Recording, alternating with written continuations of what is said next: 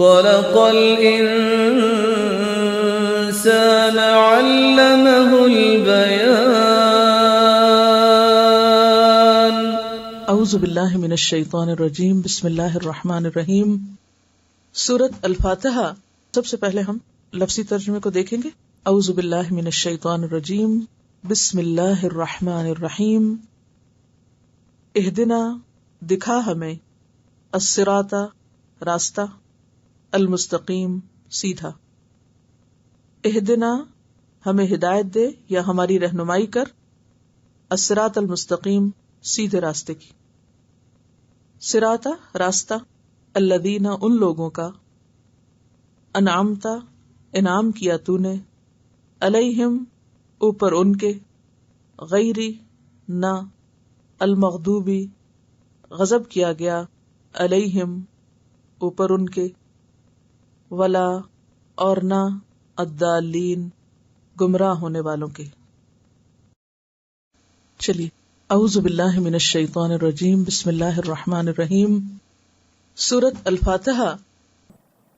تفسیر. اہدنا الصراط المستقیم، یہ دعا ہے جو ہم مانگتے ہیں نماز میں. اب اس صراط کی مزید وضاحت ہے. صراط الذین انعمت علیہم، ان لوگوں کا راستہ جن پر تو نے انعام کیا. مجھے ان لوگوں کا راستہ چاہیے جن کو تو نے نوازا، ہدایت سے نوازا، نعمتوں سے نوازا، اپنی رضا سے نوازا، اور جن کو تو نے اس منزل تک پہنچا دیا. مجھے بھی ویسا ہی بنا دے.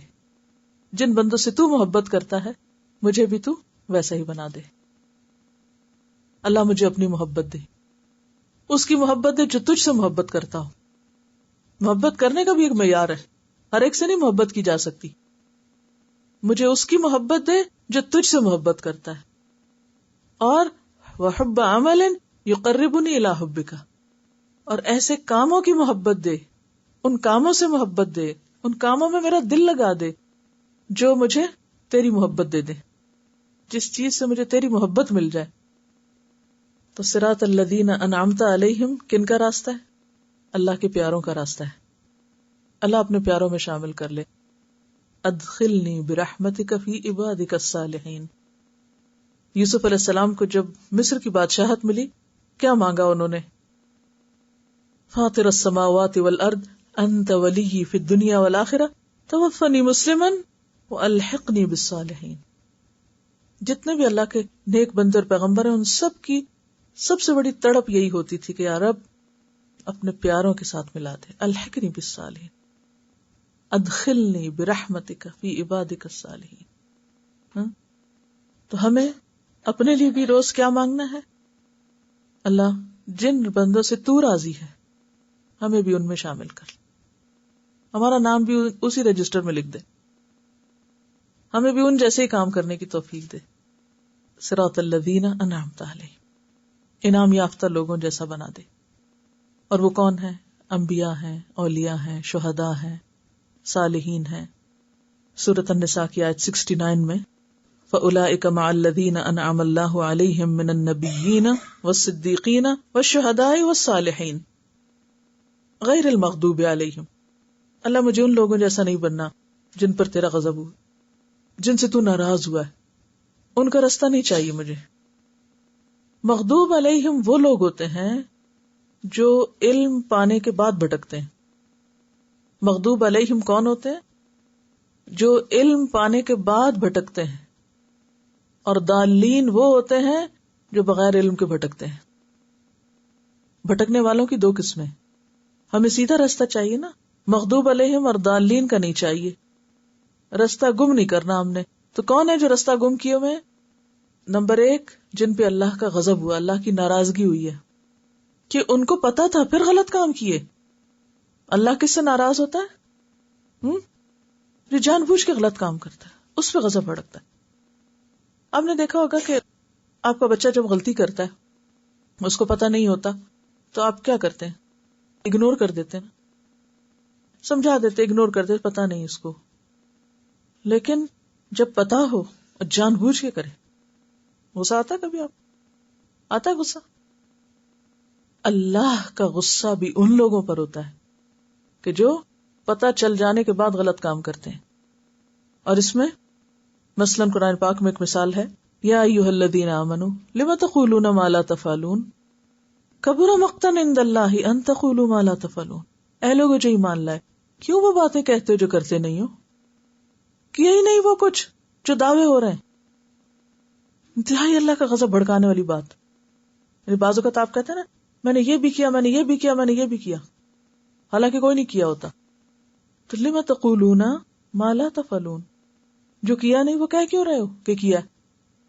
تو ایسے تمام کام جن میں غلط بیانی ہو یہ اللہ کے غضب کو بھڑکانے والی چیز ہے. اسی طرح بعض اوقات آپ کا کوئی ارادہ نہیں کرنے کا، یعنی نمبر 1 کیا ہی نہیں اور کہہ رہے ہیں کہ کیا ہے، نمبر 2 ارادہ ہی کوئی نہیں کرنے کا اور کہہ رہے ہیں کہ ہم کریں گے. تو لم تقولون ما لا تفعلون، جو کرنا نہیں وہ کیوں کہہ رہے ہو کہ کریں گے جب اندر نیت ہی کوئی نہیں. بعض اوقات کوئی ہم سے کچھ مانگتا ہے یا کوئی بات پوچھتے ہیں وہ کہتے ہیں ہم کریں گے کریں گے، کرنا شرنا اندر نیت ہے ہی نہیں کرنے کی اور صرف جھوٹے دوسرے کو بہلا رہے ہیں. تو یہ چیز اللہ کے غضب کو بھڑکانے والی ہوتی ہے.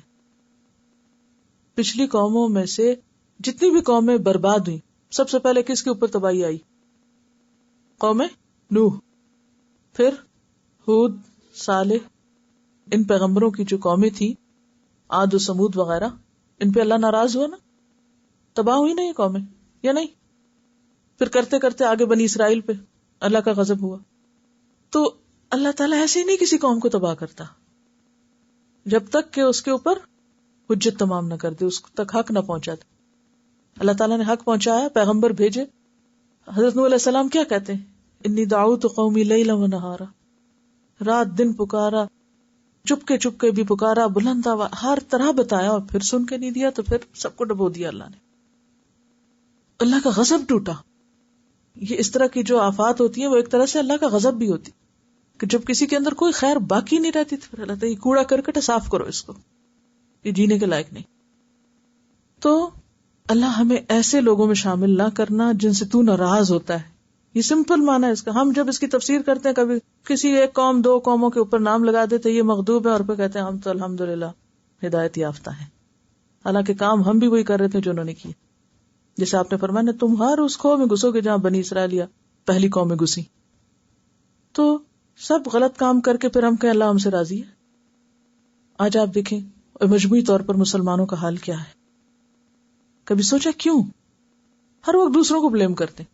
وہ فلاں نے ہمارے اوپر بڑا ظلم کیا، فلاں نے سازش کی، فلاں نے، سب یہی بولی بول رہے ہوتے ہیں. کبھی نہیں سوچتے ہم نے بھی تو کچھ کیا ہوگا، ہم نے کیا کیا؟ آخر ہم کلمہ گو ہیں، اللہ کیوں ناراض ہے ہم سے؟ ہمیں اس طرح بھی سوچنا ہے کہ ہماری غلطی کہاں ہے. اور بہت بڑی غلطی ہوتی ہے کہ جب ہم دعوے بڑے بڑے کہتے ہیں. یہود بھی تو کہتے ہیں نحن ابناء اللہ و احباہ، ہم اللہ کے بیٹے ہیں، اللہ کے محبوب ہیں، اللہ کے بڑے پیارے ہیں. ہم بھی کیا کہتے ہیں؟ ہم حضور صلی اللہ علیہ وسلم کی امت ہیں اور آپ کے لاڈلے ہیں اور آپ کے بہت پیارے ہیں اور ہم آپ سے بھی بڑی محبت کرتے ہیں. لیکن اس کے بعد ایک سنت پر عمل کرنے کو تیار نہیں. تو جب آپ دعویٰ کر رہے ہیں محبت کا تو پھر پیروی بھی نہیں کریں گے. ان کنتم تحبون اللہ فاتبعونی یحببکم اللہ. اللہ کی محبت چاہیے تو کیا کرو؟ پھر وہ کرو جو پیغمبر نے کیا، جو اس کے محبوب نے کیا. تو مغضوب علیہم صرف کسی خاص قوم کی طرف اشارہ نہیں، یہ ہر اس بندے کی طرف اشارہ ہے کہ جو اللہ کے غضب کو بھڑکانے والے کام کرے، باتیں کرے یا کام کرے. اور ان میں نمبر 1 جو نہ کیا ہو وہ کہے کہ میں نے کیا ہے، اور جو نہ کرنا ہو وہ کہے کہ میں کروں گا. ولضالین، دال ضاد لام لام، رستہ گم کرنا لا علمی کی وجہ سے، پتہ ہی نہیں، ڈائریکشن لیے بغیر گھر سے نکل کھڑے ہوئے، کوئی نہ سیکھا نہ جانا نہ بوجھا اور چل پڑے. تو ایسے لوگ جو لا علمی سے بھٹکتے ہیں ان کے لیے کیا حکم ہے کہ وہ دالین ہیں. یا اللہ ہمیں دالین میں شامل نہ کرنا، بھٹکنے والوں میں شامل نہ کرنا، جنہوں نے اپنا رستہ گم کر دیا، جنہوں نے رستہ جاننے کی زحمت ہی گوارا نہیں کی. تو دنیا میں بے شمار لوگ ایسے ہیں، بے شمار، ان گنت. کیا کرتے ہیں وہ؟ رستہ جاننے کے لیے اس کو کھولتے ہی نہیں، ہے نا، انجانے میں بھٹک رہے ہیں. کیوں غلط کام کر رہے ہیں؟ پتہ ہی نہیں کہ صحیح کیا ہے، صحیح اور غلط کی تمیز ہی کوئی نہیں. تو یا اللہ ہمیں نہیں ان میں شامل کرنا. تو ہمیں کس میں پھر شامل کرنا؟ انعام یافتہ لوگوں میں. تو انعام، سب سے پہلا انعام کیا ہے؟ ہدایت کا انعام، کہ اللہ کسی پر دین اسلام کی نعمت کھول دے. اتممت علیکم نعمتی، اسلام کو نعمت کہا گیا.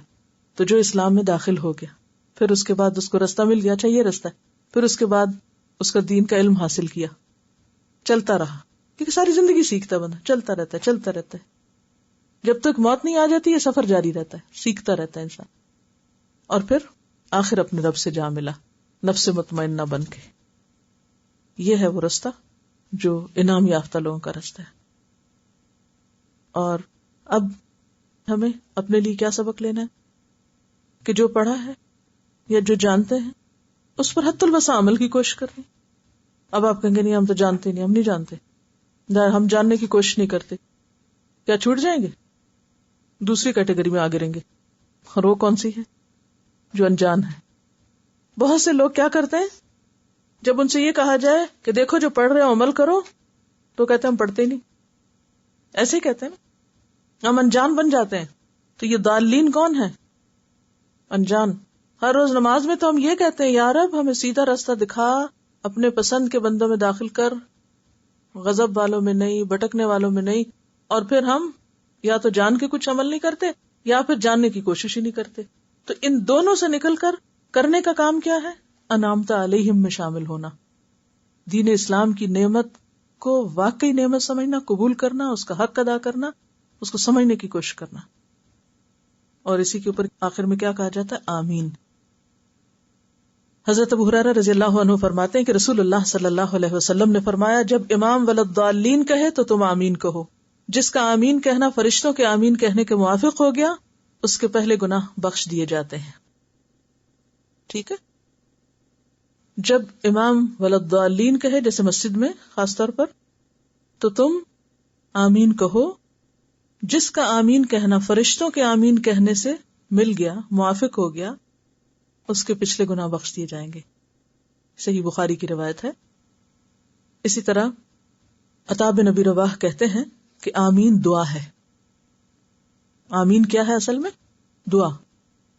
اللہم استجب، اللہ دعا قبول کر لے. یعنی دعا کر کے ہم پھر آخر میں کیا کہتے ہیں؟ یا رب. آمین کہنے کا مطلب کیا؟ یا رب جو ہم نے مانگا ہے تو اس کو قبول کر دے، پورا کر دے، ایسا ہی ہو جائے.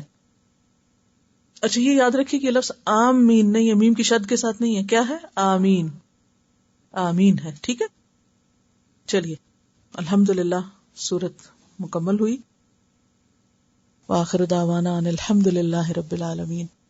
سبحانک اللہم وبحمدک اشہد ان لا الہ الا انت استغفرک ونتوب الیک. السلام علیکم ورحمۃ اللہ وبرکاتہ.